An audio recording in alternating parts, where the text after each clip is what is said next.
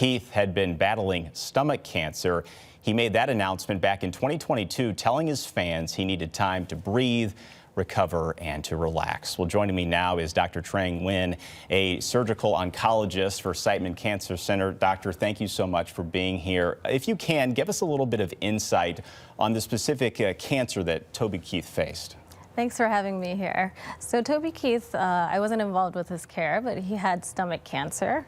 And from what I know, he had it for about 2 years. And it seems like he had been living his life pretty much very well till last night, and was performing and enjoying the things that he loved to do. Yeah, up until even last month, as you said, he was performing. What does that tell you about a particular someone's fight? I mean, everyone can kind of handle that a little bit differently, but clearly there was enough energy to do some of those performances. Right. Everyone's cancer is different, and everyone's story is different. But as cancer physicians, we want to not only treat cancer, but also make sure that people can enjoy their lives and doing what they like to do.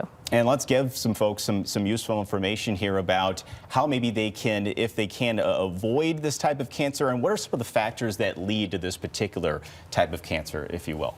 So there's still a lot we need to know about stomach cancer, but leading a healthy lifestyle helps reduce the chances of getting stomach cancer. So things that reduce inflammation, eating less processed foods, exercising, avoiding alcohol, and avoiding smoking. All right, Doctor, really appreciate your time. Thanks for being here. Thanks for having me.